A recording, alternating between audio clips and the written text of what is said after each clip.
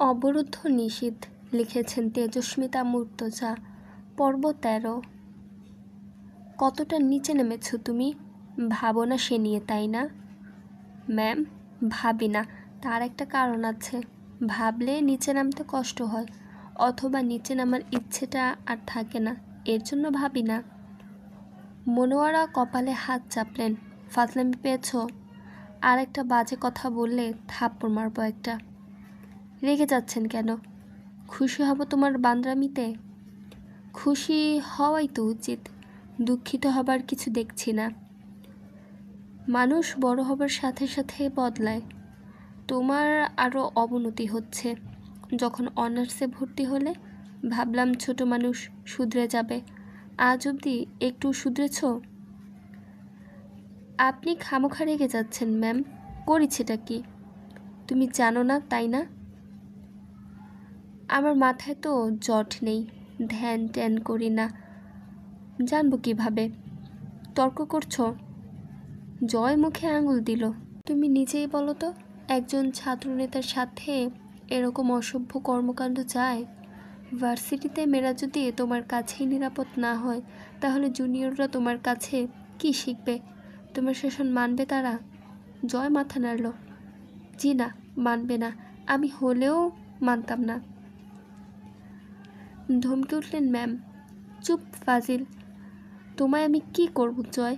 এত দায়সারাভাবে জীবনযাপন করো না। কোথায় গিয়ে আটকে যাবে, তখন কিন্তু ছটফটানিতে লাভ হবে না বিশেষ। জয় হাসল। ম্যাম, আমি জানি আমার পরিণতি খুব একটা ভালো না, কিন্তু আমার সেই পরিণতিকে ভয় লাগে না। এই রোগের ওষুধ নেই। তুমি পাগল জয়। বেশি না, অল্প। এক সময় আসবে আমার কাছে সময় করে কথা বলবো। জীবনে পাপ তো কম করলে না, এখন থামা উচিত নয়? না, থামবো কোন সুখে? টাকা পয়সা দেবেন থামলে? মনোয়ারা চুপচাপ চেয়ে রইলেন। জয় আলগোছে হাসল ম্যামের চোখের দিকে তাকিয়ে। পাপ করতে করতে থামলে মানুষ আর বাঁচে না ম্যাম। আমি আর কিছুদিন বাঁচবো ভাবছি। বিয়ে শাদী না করে মরা ঠিক না। মনোয়ারা জয় আমিরের এক হাসিতে ঝলসে গেলেন যেন। জয়ের চোখের দিকে তাকাতে নেই, এটা তিনি মানতেন আগেও, যখন ভার্সিটিতে ছিল।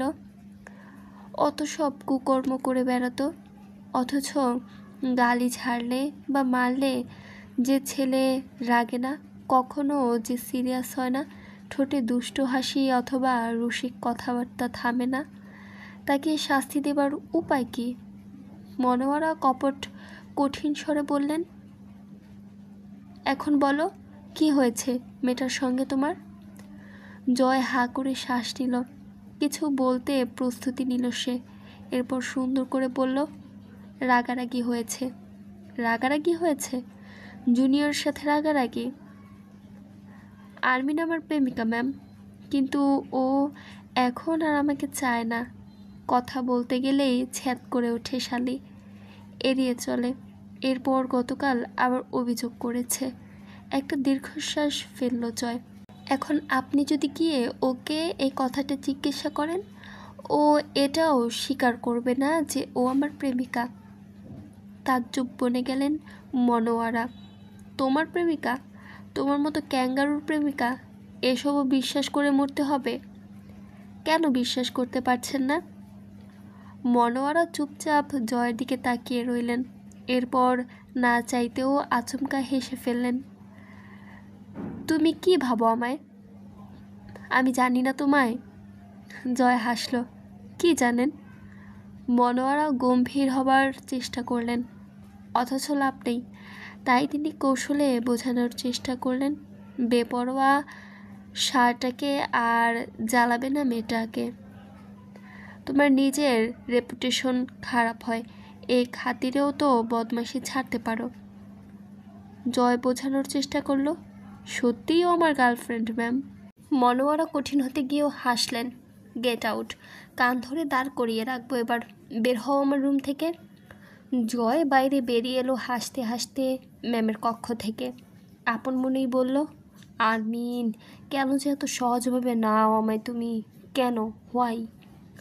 পলাশের ডেরা উপজেলার শেষ প্রান্তে, চারপাশে বিশাল বিশাল গাছ, তার পাশে একটা পুকুর আছে। পুকুরের পেছনে দোতলা বাড়ি, ওপরে শ্যাওলা পড়া রুফটপ টাইপের। হামজা বসলো, পলাশ এলো গায়ে শার্ট জড়াতে জড়াতে, পরনে 3/4 প্যান্ট নেমে আছে কোমরের নিচ অবধি। এমন সব সময় আসো? এই তো কেবলই গেলাম রুমে। এসব সময় মাঝপথে চলে আসা যায় নাকি? হামজা বলল, দরকার বলেই এসেছি। রং তামাশার জন্য রাত আছে, কাজের জন্যই দিন। রাতে তো আমি আসবো না, অন্তত কাজের কথা বলতে। তখন এসব কাজ সারবেন। মন বা শরীর তো আর দিন রাত বোঝে না। হোটেলে গিয়েছিলি? ওখানে পাইনি বলেই এখানে এসেছি। দুহাত একত্র করে ঝুঁকে বসলো হামজা। মাঝারের খবর পেয়েছেন? কাজটা ঠিক করো নাই। বহুত হাঙ্গামা সইতে হবে এর বদলে। অলরেডি কিছু একটা হইছে বলেই আসছো। ঠিক বলছি না? না, ঠিক বলেননি। তেমন কিছুই হয়নি, তবে হবে বলে আশঙ্কা করছি। আপনি আবার মাঝারকে সাহায্য করছেন না তো? আরে না, আমার কাছে আসে, বসে, দু একটা ফুক মারে, চলে যায়। অবাস্তব পেট বানানোর কথা শুনতে এখানে আসিনি পলাশ ভাই। বাজে কথা রেখে সোজা কথায় আসুন। তো তুই কি চাস আমার কাছে? তোর শত্রুগুলোরে আমার শত্রু বানিয়ে ফেলি? এখানে বসে ব্যবসা কারবার চালাতে গেলে দিনাজপুরের সব রাজনীতিবিদকেই দরকার আমার। আমার কারবারের কাছে আমি আপোষ করি না, জানিস তো তুই। হামজার জন্য নাস্তা এলো। পলাশ খেতে ইশারা করলো। হামজা তা উপেক্ষা করে বলল, আজ যদি মাঝারের লোক কোনো হাঙ্গামা করে, আপনার কারবারেরও ভাটা পড়বে। এখানে বসে কলকাঠি নাড়ার সুযোগ আমি দেব না বোধ হয় আর। ইস, কথা কোন দিক থেকে কোন দিক নিয়ে যাচ্ছ। আমি শুধু কারোর সাথে সম্পর্ক নষ্ট করতে চাই না, আর এইটাও চাই তুমি আর মাঝার এক হও। যেহেতু আমারও তোমাদের প্রয়োজন, তোমাদেরকে আমাকে। অথচ দুজন এক হতেই পারো না। মাঝে পিষে মরতেছি আমি, অথচ মেয়র হচ্ছি আমি। মাঝারের গোষ্ঠীশুদ্ধ রাজনীতি থেকে উপড়ে ফেলবো। তাহলে ওদের সাথে আপনার সম্পর্ক রাখার বিশেষ দরকার হবে বলে মনে হয় না। পলাশ সিগারেট ধরিয়ে ঠোঁটে চেপে বলল, যা ঠান্ডা হয়ে যাচ্ছে। সোফার ওপর শরীরের ভার ছেড়ে বসল। হামজা শুনল না বোধ হয় সেই কথা। সোজা সাপটা বলল, আজ সম্মেলনে যদি একটা আওয়াজও আসে ওদের, সামান্য পরিবেশ নষ্ট হলেও আপনার ধান্দার শিকড় একটানে উপড়ে তুলে ফেলে দেব আমি। মাঝার ঢাকায় চিকিৎসারত, ওর ছেলেরা আতঙ্কগ্রস্ত। অথচ আমি জানি আপনার লোকজন মাঝারের হয়ে ক্লাবে প্রতিদিন গণ্ডগোল করতে চাচ্ছে। আপনি ওদের নিষেধ করবেন। পলাশ চুপচাপ তাকিয়ে রইল একটু হামজার দিকে, পরে গম্ভীর হলো, আমি ওদেরকে যেতে বলিনি। আমিও আমাদের ছেলেদের যেতে বলবো না। ওরা নিজেরাই দড়ি ছুটতে খুব ওস্তাদ। আর জয়কে তো চেনেন, এত হাইপার হয়ে এই লাইনে টিকবে কেমনে? তুই শান্তিপূর্ণভাবে কাজ করে এত তাড়াতাড়ি এখানে আসছস। এখন আমি যা বলি মন দিয়ে শোনো। সংক্ষেপে কথা শেষ করুন, সময় কম হাতে। জয় কোথায় এখন? বাড়িতে। কথাটা মুখে বললেও মনের ভেতরে খট করে উঠল হামজার। ডান পিঠে ছেলে আসলেই বাড়িতে আছে তো? রাগে শরীরে রোম দাঁড়িয়ে গেল হামজার। সব কিছু অসহ্য লাগছে কেন জানি। পলাশ বলল, জয় তোর সাধের গোয়ালের পাগলা সার। ওরে তুই ভালো শক্ত দড়ি দিয়ে আটকাস নাই কোনো দিন, এর জন্য ভুগবি খুব। যতই গুছিয়ে রাখতে চাও আব্বা গোয়ালটারে, পাগলার সারটা যতদিন খোলা আছে তোমার দুর্ভোগের শেষ থাকার কথা না। নির্বাচনের আগে যে কামটা করছিস তুই, আমি খালি ভাবতেছি ওরা এখনও কেস ফাইল করে নাই কেন তোর নামে। সাবধান থাক, ঝড়ের আগের নীরবতা বলেও একটা কথা আছে।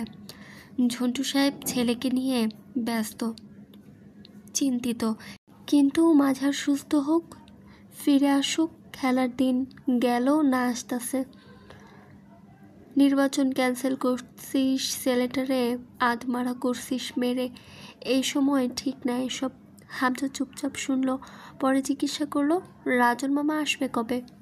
সিগারেট ফেলে দিয়ে বলল পলাশ, রাজধানীর ব্যস্ততা মেলা, ঠিক নেই কবে আসে এক ঝলক। আর কিছু বলতে চাইছিলেন, মুখের ভেতরে না রেখে বলে ফেলুন। হামজার কথায় হেসে ফেলল পলাশ, তোরে আমার খুব ভাল লাগে হামজা, একদম সফল গ্যাংস্টার তুই। তবে আমারে যে পদে পদে দরকার তোর, এটা ভুলবি না। পলাশের চোখের রং ধূসর, ঠিক বিড়ালের মতো চল করে। হাসলে কেমন এক গা ঝমঝমে ভাব ছড়িয়ে পড়ে আশেপাশে। চেহারাটা অন্যরকম দেখতে। ভুরুর মাঝখানে ফাঁকা নেই, জোড়া ভুরু। খাড়া নাকের ডগায় সূক্ষ্ম বিভাজনের কারণে নাকটা অদ্ভুত লাগে দেখতে। কথা বলার সময় ঠোঁটে একটা প্যাচপ্যাচে হাসি লেপ্টে থাকে। এই হাসি দিয়ে দিনাজপুরের কালোবাজারের জমজমাট চলছে পলাশের হাতে। হামজা বেরিয়ে এলো, তার মন অশান্ত হয়ে আছে, অস্থির। হাতে ফোন করলো বেশ কয়েকবার জয়কে। জয় প্রতিটা কল গুনে গুনে কেটে দিল। ফোন ভাইব্রেট হলো হামজার। রিপন কল করেছে, মিনিট চারেকের মতো শুধু বলল ওপাশ থেকে। হামজা শুনল, মাথায় রক্ত উঠে গেল। সোজা গাড়িতে উঠল বাড়ির উদ্দেশ্যে। অরু অসময়ে হামজাকে দেখে চমকালো। হামজা রাগে না, খুব শান্ত মানুষ। রাগলে মানুষ থাকে না, এটাও সত্য। জয়, জয় কই? তরু কথা বলল না, মাথা নত তার, হাত পা শিরশির করছে। তরুর নীরবতা হামজাকে ক্ষুব্ধ করে তুলল। হাতের ফোনটা একা ঝাড়ে 4 খণ্ড করল। বকে ওঠে, জানোয়ারের বাচ্চা, বের হয়ে গেছে বললাম, বাইরের পরিস্থিতি খারাপ, বের হোস না। বের হইছে, আবার ভার্সিটিতে গিয়ে আকামো করা সারা। তোরা কেউ দেখিসনি যখন বের হইছে? দেখিসনি? তরু ঠক ঠক করে কেঁপে উঠল। দৌড়ে এলো সকলে। সবগুলো বেড়াচ্ছোদা, এক একটা নাকে তেল মেরে ঘুমাও। ও শুয়োরের বাচ্চা আজ বাড়িতে আসলে ডাইনিং টেবিলের ওপর থাকা ঝগটা এক বাড়িতে মেঝেতে ফেললো। ঝনঝন করে গুঁড়ো হয়ে গেল সেটা। হুমায়ুন পাটারি এগিয়ে এলেন। কি হয়েছে, খেপছিস কেন?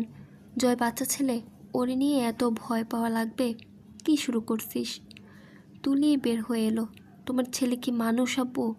কোয়েলকে আনতে যাবার কথা ছিল, জয় সেখানে গেছে হয়তো। হামজা তাকালো তুলির দিকে। তুলি চুপ করে গেল। হামজার চোখ দিয়ে রক্ত ছুটে বের হচ্ছে। চোখ বুঝে খেপে যাওয়া ঘোকরা সাপের মতো ফসফস করে শ্বাস নিল নিজেকে শান্ত করতে। সোফার পাশে হাতের ডান সাইডে কাউচের ওপর জয়ের হেডফোন পড়ে আছে। সেটা তুলে ছুঁড়ে মারল শূন্যে। সেটা গিয়ে দেয়ালে লেগে ভেঙে মেঝেতে ছড়িয়ে পড়ল। হুমায়ুন পাটারি বললেন, তুই শান্ত হ, ওর কিচ্ছু হবে না। দাঁত আটকে বলল হামজা, আব্বু কথা কম বলেন আপনি। তুলি ভেতরে উঠে যা, যা, গর্জে উঠল হামজা। তুলি চোখ বুঝে ফেলল সেই বজ্রকণ্ঠে, তবে নড়ল না। তরুর গা কেঁপে উঠল অজান্তেই। হাতের লোম দাঁড়িয়ে গেছে, শিউরে উঠল শরীরটা। বাইরের পরিস্থিতি সম্বন্ধে ধারণা আছে আপনার কোনো? ফোন লাগান, ফোন লাগান কুত্তার বাচ্চারে, জলদি জলদি করেন। ফোন কই আপনার, ফোন কই? হুমায়ুন পাটারি দৌড়ে গিয়ে ফোন আনলেন। ফোন করলেন জয়কে। জয় 2বার কেটে 3বারের বার রিসিভ করে। হামজা ফোন কানে ধরতে ধরতেই মারি পিষল, বান্দির বাচ্চা, কই মরতে গেছিস? আজ আমার সামনে আসলে তোর রুহ না বের করে নেই আমি। হারামের বাচ্চা, শালা শুয়োর, কতবার নিষেধ করে গেছি আমি তোরে, 5 মিনিটের মধ্যে বাড়ি না আসলে খুন হয়ে যাবি আমার হাতে, জীবন তো পুঁতে রাখবো একদম। কথা কানেও যায় না, মাথায়ও ঢোকে না। সেই মুহূর্তে ভেতরে ঢুকলো জয়। তার কানে ফোন ধরা তখনও। হামজা ফোন নামিয়ে রেখে এগিয়ে গেল জয়ের দিকে। জয় এক লাফে সোফা টপকে ওপাশে গিয়ে দাঁড়ালো। ভাই থামেন বাল, আমি কিন্তু ছোট বাচ্চা না, কাজ ছিল, বের হয়েছিলাম, সবার সামনে মারলে বেইজ্জতি হবে আমার। হামজা তেড়ে ধরতে গেলে জয় ছিটকে দাঁড়ালো। আমারে কি তোমার ভুলেই মনে হয়? ওরা আসবে, আমার ক্ষতি করে চলে যাবে, আর আমি পেছন মারা খেয়ে জায়গায় পড়ে থাকবো ওইখানে। হামজা নিয়ন্ত্রণ করতে গিয়েও পারো না, বিশ্রী ভাষায় বকলো। আর একটা কেস যদি ভরে দেয় তোর পেছন দিয়ে, তারপর? এমনিতেই কি চারোদিকে প্যারার অভাব, কিসের সম্মেলন ডেকে এসেছিস কালকে? আর মাত্র 15 দিনও নেই নির্বাচনের, এই সময় তোকে টলারেট করব নাকি? যা যা ঝামেলা বেঁধে আছে চারোদিকে, আরও চেপে চেপে আসছে, সেগুলো ট্যাকেল দেব। তোর ঝন্টু আব্বা তোর নামে কত রকমের কেস ফাইল করবে। তোরে ফাঁসির দড়িতে না ওড়নায় ঝুলাবে, আমার নির্বাচন চাঙ্গে না মাচায় তুলবে, সেই পরিকল্পনা আছে। ভার্সিটিতে তোর বিপক্ষে আন্দোলন চলছে, নির্বাচনের দিন এগিয়ে আসছে। শুয়োর বাচ্চা, এবার ভালো হ। চাপ নিতে নিতে আমার ধৈর্যের টান লাগলে সবগুলোরে একসাথে কুচি কুচি করে পেট্রোল ঢেলে পুড়িয়ে দেব। এক এক কর্ম করে রাখো, তা সামাল দেওয়ার জন্য একা আমি। হুট করে হামজা রুখে গেল জয়ের দিকে। গায়ে হাত লাগার আগেই মাঝখানে তুলে এসে দাঁড়ালো। থাম, রাগ উঠলে পাগল হয়ে যাস? মানুষের চামড়া আছে তোর মাঝে, এর জন্যই তো ভাবি তোকে ঘেন্না করে। হামজা চোখ বুঝল। তুলি সরে যা সামনে থেকে, তোর গায়ে হাত দিতে চাচ্ছি না আমি, বেশিক্ষণ মনে রাখতে পারবো না। তুই মেয়ে মানুষ, ভুলে যা, পারলে ভুলে গিয়ে মার আমায়। ওর শরীর ভালো, তুই ওকে মারতে চাচ্ছিস? তার আগে নিজের দিকে দেখ, সব ভুল ওই করে, তোর কোনো ভুল নেই। তুই তোর চাচা শ্বশুরকে নির্বাচন থেকে বাদ করেছিস কেন? এখন ওরা খেপে গেলে সামাল দেয়া কষ্ট হচ্ছে, তার ভাগ জয় কেন নেবে? তুই ক্ষমতার লোভে বহু আগে জানোয়ার হয়ে গেছিস, জয়কেও বানিয়েছিস। শোধ, এবাড়ির কোনো পুরুষ বা মেয়ে লোকটা ভালো, কেউ কাউকে কাটাছোড়া নেই। হামজা সরে এলো। জয় সোফা টপকে হামজার সামনে এসে দাঁড়ায়। ভাই। হামজার কাঁধের দুপাশে নিজের 2 হাত ছড়িয়ে পিছিয়ে নিয়ে গিয়ে সোফায় বসিয়ে দিল হামজাকে। এরকম নির্লজ্জের সামনে চেয়েও হামজা কোনো প্রতিক্রিয়া দেখাতে পারে না, আর মুখ কঠিন করে ভারী শ্বাস ফেলতে লাগলো। জয় পা ফাঁক করে বসলো সোফাতে পাশেই। ঠান্ডা হও তুমি, সব ঠিক আছে, যা হয় দেখা যাবে। কিছু না হতেই তা হবে আশঙ্কা করে যদি অশান্তি করো, তাইলে না হওয়া অবধি যে শান্তিটুকু পাওয়ার ছিল সেটা থেকেও তো বঞ্চিত হচ্ছি আমরা। হামজা দাঁত খিঁচল। ফাক ইউর প্লেসেন্ট্রি। জয় হামজার কোলে মাথা রেখে শুয়ে বলল, fuck you two bro. Hamza মাথা এলিয়ে বসল। তুই কি করেছিস আর্মিনের সাথে? খবরদার ভাই, একদম এসব মেঘঘটিত বিষয়ে জড়াবে না আমায়। আমি ভার্জিন ছেলে, ভালো ছেলে। তুমি আর্মিনকে গিয়ে জিজ্ঞাসা করো ও আমার সাথে কি করেছে। সকলের কানে বোমা ফাটলো যেন। তরু ভুরু কুচকালো। আর্মিন আবার কে? কোন মেয়ে জয়ের সাথে কি করেছে? হামজা বলল, কি সব বাজে কথা বলছিস? ও কি করবে তোর সাথে? আমি কিছু না করে ভুল করছি, শালিয়ে আমার নামে অভিযোগ করছে আমি নাকি ইফটিজিং করি ওকে। কসম, এখন অবধি ছুঁয়ে পর্যন্ত দেখিনি, মুখটাই দেখছি ভুলে বালে একবার। পাগল ছাগল চেংড়ি, ইফটিজিংও বোঝে না। চাঁদনির সাথে আবার দেখা করতে গিয়ে সেদিন ওদের পায়নি অন্তু। ঘর বাড়ি আছে, মানুষ নেই, আজব ব্যাপার। আখির লাশ মাটি হয়েছে 2 সপ্তাহ হয়নি। হতে পারে হামজারা উচ্ছেদ করে দিয়েছে ওদের। আশেপাশের বাড়িতে খোঁজ করতে যেতে পারেনি সংকোচে। পাশেই হামজার ক্লাব, পুরো এলাকা পোস্টারময়, গাড়িতে গাড়িতেই মাইকিং চলছে, বিশ্রী অবস্থা। শহরের ভেতর ঢুকে ভীষণ অস্বস্তি হলো অন্তুর। আব্বু ছাড়া একা চলার অভ্যাস নেই। 4 মাস আগে দুটো ছাত্র পড়াতো, নিজের ব্যস্ততায় এবং আমজাদ সাহেবের নিষেধে বাদ দিয়েছিল। একজনের কাছে 2 মাসের বেতন পাওনা ছিল, তা কোনোদিন চাইতে চায়নি অন্তু। সেদিন ফেরার পথেই তাদের বাড়ি পড়েছিল। মহিলা দেখতে পেয়ে খুব খাতির করে ভেতরে বসিয়ে নাস্তা করিয়ে সেই টাকা জোর করে হাতে ধরিয়ে দিলেন। অন্তুর ফুরফুরে লাগছে মনটা। পুরুষেরা ভাবে তারাই বোধ হয় শুধু বেকারত্বে পিষে মরে, শখ আহ্লাদ পূরণের ব্যর্থতায়। তারা বুঝবে না মেয়েরাও স্বপ্ন দেখে নিজের যোগ্যতার জোরে হালাল উপার্জনের টাকায় দুটো মানুষের হাতে কিছু তুলে দিয়ে তাদের কপট রাগের শিকার হতে। তখন অন্তু পুরো টাকাটা দিয়ে একটা দামি রোলেক্স ব্যান্ডের ঘড়ি কিনে নিয়ে যাবে আব্বুর জন্য। আব্বু হাসবেন না, একটুও না, বরং গম্ভীর হয়ে বলবেন, বেশি বড় হয়ে গেছিস? এসব আনতে কে বলেছে?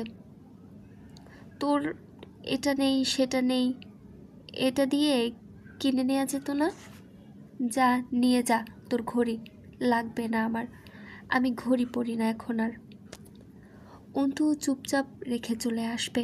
তৎক্ষণাৎ ঘড়িটা হাতে তুলে নেবেন আমজাদ সাহেব। উল্টে পাল্টে দেখবেন, অল্প বিস্তর হাসবেন, সেই ঘড়িও যেন গম্ভীর দেখাবে। এরপর হাতে পড়বেন ঘড়িটা, আবার খুলে রেখে দিবেন পুরনো আলমারির ডান পাশের ড্রয়ারে। ঘড়ি কেনা শেষে ফেরার গাড়ি থামালো অন্তু। চালক বলল, আপা ওঠেন, তাড়াতাড়ি ওঠেন, ট্রাফিক শালারা বেশিক্ষণ দাঁড়াইতে দেয় না এখানে। গাড়ির ভেতরে ঠেসে ঠুসে বসার মতো কোনো মতো জায়গা রয়েছে। সব যাত্রী পুরুষ।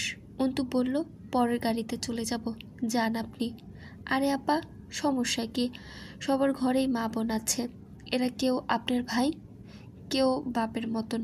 বসেন, তাড়াতাড়ি চলে যাই। অন্তু হাসল, জি, একদম সঠিক কথা বলেছেন। বেগানা বলে শুধু একটা শব্দ রয়েছে, আর কোনো যুক্তি নেই। এর কোনো যুক্তি নেই, হুদাই এই শব্দটার উৎপত্তি। কারণ যেহেতু বাড়িতে মা বোন সবার রয়েছে, সুতরাং বাইরের সবাই সবার মা বোন। এতে সন্দেহের অবকাশ নেই, পৃথিবীতে সবাই সবার মা বোন। তো ভাই, আপনি আপনার কোন মা বোনকে বিয়ে করেছেন?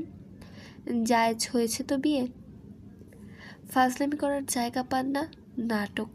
এইসব ঘোমটার তলে যে ঘ্যামটা চলে তা তো লোক জানে না। রাস্তাঘাটে বের হন কেন তাইলে? এত যখন দেমাগ, তখন উড়োজাহাজে চড়ে পথঘাটে চললেই পারেন। অন্তু মাথা নাড়ল। আপনার পরামর্শ আমি মনে রাখবো ভাই। এরপর যতদিন উড়োজাহাজ কিনতে অথবা যার তার পাশে গা লাগিয়ে চট করে বসে যেতে না শিখি, ততদিন আর বের হব না। লোকটা কিছু বলতে উদ্যত হতেই অন্তুর কণ্ঠস্বরে শীতলতা পিলটে কঠিন ধীর হয়ে উঠল। যান, দাঁড়িয়ে থাকবেন না আর। লোকটা আবার কিছু বলতে নিতেই অন্তুর কথার বিচরণ তীব্রতর হলো। আমি আপনাকে নিমন্ত্রণপত্র পাঠিয়ে আসিনি আমার কথাগুলো শোনার জন্য। আপনি এসে দাঁড়িয়েছেন, কথা তুলেছেন, যান যান। নাকের পাটা শিউরে উঠল অন্তুর, চোখ তীর্যক হলো। গাড়িওয়ালা চলে গেল অন্তুকে বাজে ভাষায় গালি দিতে দিতে। অন্তুর কানে এলো, গায়ে লাগলো না। সে এদিক ওদিক তাকালো, দৃষ্টি থামালো।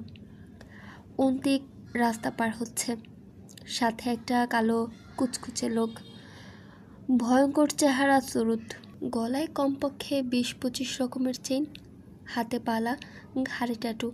অন্তিকের মুখ চোখ শুকনো। যে ছেলে কোনোদিন আমার অল্প ধমকে কথা বললে 7 দিন হোটেলে খেত, তাকে লোকটা শাসিয়ে কথা বলছে বোধ হয়। অন্তিক বাধ্যগতের মতো মাথা নাড়ছে, খুশি করার চেষ্টা করছে লোকটাকে। অন্তু ভুরু কুচকে তাকিয়ে রইল।